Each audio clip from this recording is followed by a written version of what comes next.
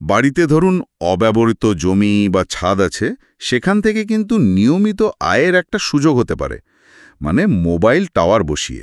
হ্যাঁ, আজকের আলোচনাটা এই বিষয় নিয়ে। আমাদের কাছে যে তথ্য আছে তার ভিত্তিতেই কথা বলবো।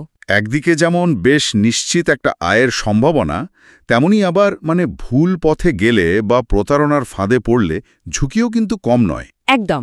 আমাদের আজকের লক্ষ্য হলো এই সূত্র থেকে পাওয়া তথ্যগুলো একটু খুঁটিয়ে দেখা, যেমন আয় কেমন হতে পারে, সঠিক পদ্ধতিটা কি, আর অবশ্যই এই প্রতারকদের হাত থেকে বাঁচা যায় কিভাবে। তাহলে আসুন শুরু করা যাক।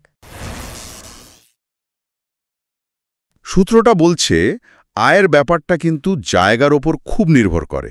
যেমন ধরুন, গ্রামে যদি টাওয়ার বসে, সেখানে তো নেটওয়ার্কের চাহিদা তুলনামূলকভাবে কম। হ্যাঁ, কম।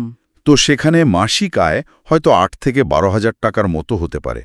কিন্তু ওই একই টাওয়ার যদি কোনো শহর বা ধরুন বাজার এলাকায় বসে, তাহলে আয়টা লাফিয়ে বেড়ে যায়। ঠিক, সেখানে ১৫ থেকে ২৫,০০০ বা তারও বেশি আয় হতে পারে।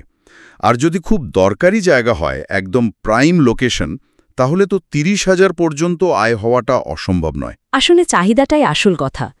আর কিছু কোম্পানি আছে যেমন জিও, এয়ারটেল, এরা হয়তো অন্যদের চেয়ে একটু বেশি ভাড়াও দেয়। তাহলে এই সুযোগটা কাজে লাগাতে গেলে সঠিক পদ্ধতিটা জানা দরকার। সূত্র কি বলছে এই ব্যাপারে, আবেদন প্রক্রিয়াটা কেমন? হ্যাঁ, সূত্র অনুযায়ী প্রক্রিয়াটা কিন্তু বেশ সোজাসাপটা, যদি ঠিকঠাক নিয়ম মেনে এগোনো যায় আর কি। আচ্ছা।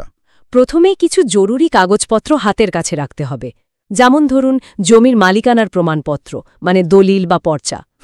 জমির একটা গুগল ম্যাপ লোকেশন, কয়েকটা ছবি, আর যিনি আবেদন করছেন তার পরিচয়পত্র, আধার কার্ড, প্যান কার্ড, এইসব। বেশ, তারপর? এর পরের ধাপটা কিন্তু খুব গুরুত্বপূর্ণ। আবেদন করতে হবে শুধুমাত্র নির্দিষ্ট মোবাইল কোম্পানির নিজেদের অফিসিয়াল ওয়েবসাইটে। শুধুমাত্র অফিসিয়াল ওয়েবসাইটে? হ্যাঁ, একদম।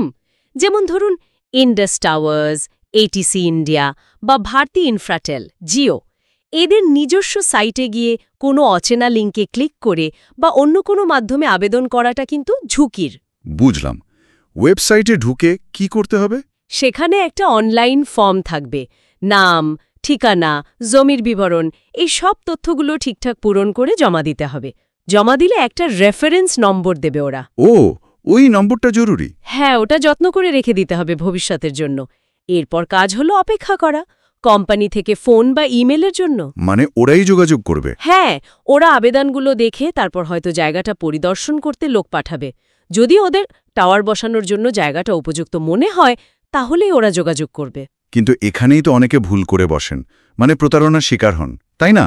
সূত্র তো বলছে এরকম বেশ ঘটছে আজকাল। ঠিক বলেছেন, এটাই সবচেয়ে চিন্তার বিষয়। যেমন ধরুন, কেউ ফোন করে বা SMS করে বলল, আপনার জায়গায় টাওয়ার বসবে, রেজিস্ট্রেশনের জন্য এই ২৫০০ বা ৫,০০০ টাকা পাঠান। তাহলেই বুঝবেন এটা একটা ফাঁদ, প্রায় নিশ্চিতভাবেই প্রতারণা।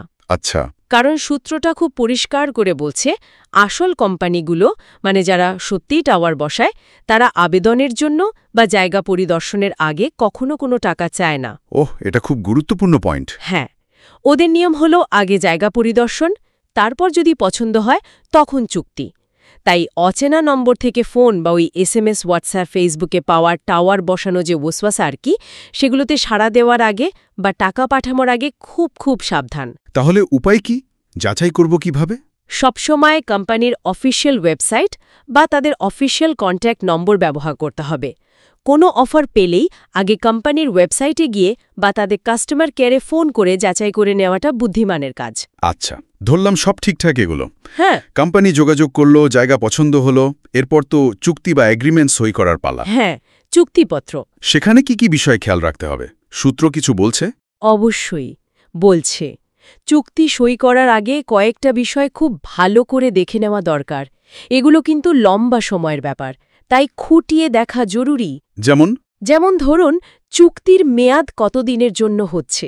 সাধারণত এটা ১৫ থেকে ২০ বছর বা তার বেশিও হয়। আচ্ছা। ভাড়ার পরিমাণটা স্পষ্টভাবে লেখা আছে কিনা, প্রতি বছর ভাড়া বাড়বে কিনা, বাড়লে কত শতাংশ হারে বাড়বে, এই ইনক্রিমেন্টের শর্তটা পরিষ্কার করে লেখা আছে কিনা। এটা জরুরি। আর টাওয়ার চললে তো বিদ্যুতের বিল আসবে, তার রক্ষণাবেক্ষণের খরচ আছে। এই দায়িত্বটা কার, আপনার না কোম্পানির? এটাও চুক্তিতে লেখা থাকা উচিত। ঠিক। আর একটা বিষয় হল টাওয়ার বসানোর সময় বা পরে যদি জমির কোনো ক্ষতি হয় তার ক্ষতিপূরণের শর্ত কি থাকছে। এই ছোট ছোট মনে হলেও এই বিষয়গুলোই কিন্তু পরে বড় সমস্যা তৈরি করতে পারে যদি পরিষ্কার না থাকে। তাহলে সব মিলিয়ে যা দাঁড়াচ্ছে, নিজের জমিতে টাওয়ার বসিয়ে আয় করাটা অবশ্যই সম্ভব, একটা ভালো উপায়। হ্যাঁ, সম্ভব। তবে পুরো ব্যাপারটাই নির্ভর করছে দুটো জিনিসের উপর। এক হলো সঠিক পদ্ধতিটা জানা, আর দুই হলো ভীষণভাবে সতর্ক থাকা। একদম। আর সূত্র অনুযায়ী আয়ের রেঞ্জটাও মাথায় রাখা ভালো। গ্রামে হলে মোটামুটি ৮-১২ হাজার, আর শহরে বা বাজারে সেটা ১৫-২৫ হাজার বা তারও বেশি হতে পারে। ঠিক। আর সূত্র কিন্তু বারবার করে জোর দিচ্ছে ওই দুটো পয়েন্টে। ১. আবেদন শুধু অফিসিয়াল ওয়েবসাইটে। ২. কেউ অগ্রিম টাকা চাইলেই সাবধান। আর ফাইনালি ওই চুক্তিপত্রটা সই করার আগে প্রতিটা লাইন, প্রতিটা শর্ত মন দিয়ে পড়ে বুঝে তারপর সই করা। একদম তাই। তাড়াহুড়ো একদম নয়। আচ্ছা, সূত্র তো চুক্তিতে জমির ক্ষতিপূরণের কথা বলছে, এটা একটা ভালো দিক, কিন্তু আমার একটা অন্য প্রশ্ন আসছে মনে। বলুন। এই যে দীর্ঘমেয়াদে একটা মোবাইল টাওয়ার বসানো হচ্ছে ১৫-২০ বছরের জন্য, এটার কি আশেপাশের পরিবেশের ওপর বা ধরুন জমির উর্বরতার ওপর অন্য কোনো অপ্রত্যাশিত প্রভাব পড়তে পারে, মানে যেটা হয়তো চুক্তির ভাষায় সরাসরি লেখা থাকে না? এটা একটা ভাবনার বিষয় তো বটেই। মানে দীর্ঘমেয়াদী প্রভাব নিয়ে হয়তো আরও জানার অবকাশ আছে। চুক্তিতে সাধারণত এই ধরনের পরিবেশগত প্রভাবের কথা সেভাবে উল্লেখ থাকে না। ঠিক, হয়তো এটা নিয়ে ভবিষ্যতে আরও তথ্য সামনে আসবে। আপাতত আজকের আলোচনার জন্য এটুকুই। ধন্যবাদ। ধন্যবাদ।